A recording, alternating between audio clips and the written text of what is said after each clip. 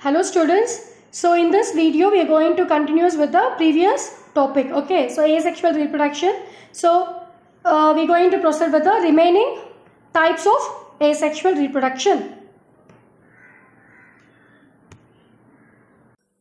What is regeneration? So the term itself, regeneration, it means the generation of new thing which has happened in the particular organisms. A regeneration is a sexual reproduction, is the ability of simple organism to regrow its lost part.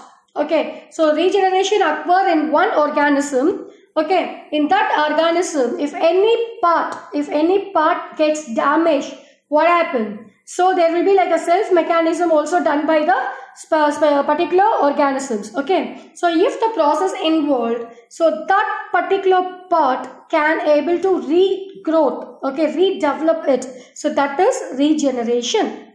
Simple organisms are more successful with regeneration than complex organisms. For example, some crabs can grow new claws or body parts after the original parts are lost. Regeneration of lost body parts occurs mostly in invertebrate.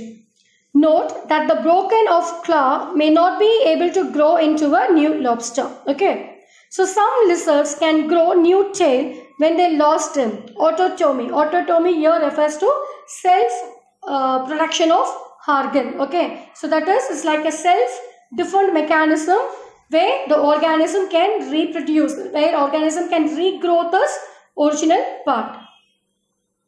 So here I given the example of lizard. Here you can see from the day 9 to day goes on. What happened? The tail regenerates. Okay, the lizard's tail getting regenerated. From the day 9 you can see day 12, day 15 you can see the tail it developing. Okay. So day 24. So day 30 you can see the well developed tail.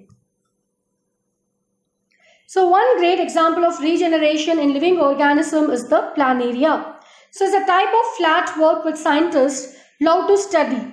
So if this flat work is cut into two with a razor, the head will regrow a new tail and the tail will regrow a new head in just a couple of weeks. Okay, so this planaria, what happened? So this is planaria. Whenever you cut, if you cut the head, what happened? The other organ part which is regenerated, the posterior organ will be regenerated. If you cut the posterior region, the anterior region will be regenerated. Here you can see the planaria, the regenerating head. So the planaria divides into head, middle and what? Tail region. So wherever the cut, if you cut the animal, what happened? If you cut the tail, the organ like head and the middle piece get grown. If you cut the head part, the organ like middle piece and tail will be grown. So this will be the pure form of regeneration where you can see in planaria. So this out. So this is the planaria. Here you can see the middle piece. Yes. So there will be the development of tail. Okay. So the middle piece with the tail develops into head. What is spore formation? So this may look similar to seed formation in flowering plants, but spore production only occurs in non-flowering plant and in other microscopic organisms. So example of such organisms include fungi, green algae, mold, protozoa and ferns. So the term sporulation is often used to mean the production of spore by bacteria when conditions are harsh. Such spores can remain dormant until the conditions are favorable. An example of bacteria that sporulates up to about 9 endospores is Metabacterium polyspora. So in this bacteria, the cell produces spores at the pole. The spores divide to produce more spores, elongate and develop into mature endospores.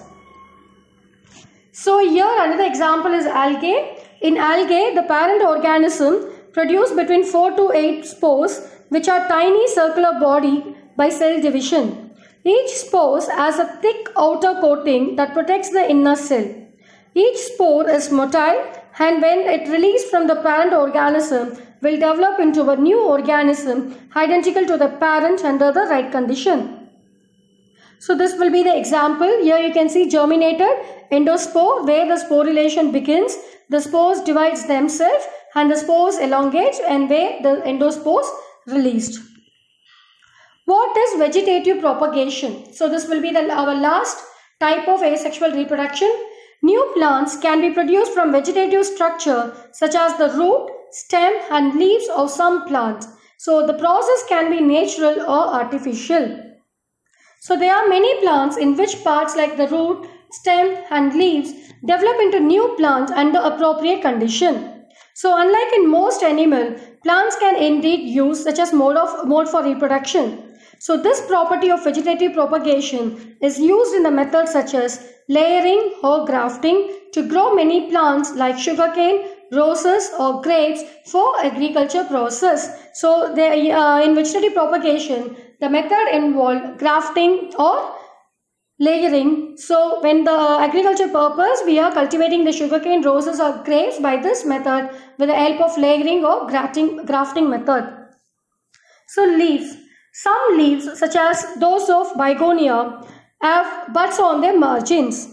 So these buds have adventitious root.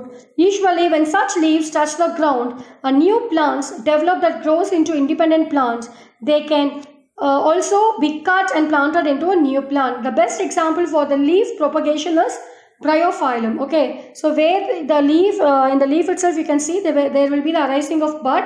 When that bud leaf which fall off on the ground, what happens? When it reaches the soil, it develops into a new bryophyllum.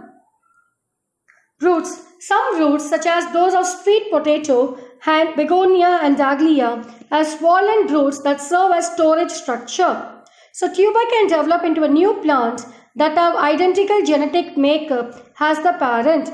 So tubers with bud at the base of the stem can also be separated and new plants produced for them. So next is stem. So in many plants, the stem have buds on them. Honey and daffodils and strawberry have stem that can start new offspring. So here some of the examples are runners, rhizome, tuber and bulb. So these are the examples for the stems. So this is how the vegetative propagation done in the asexual mode of reproduction. Thank you.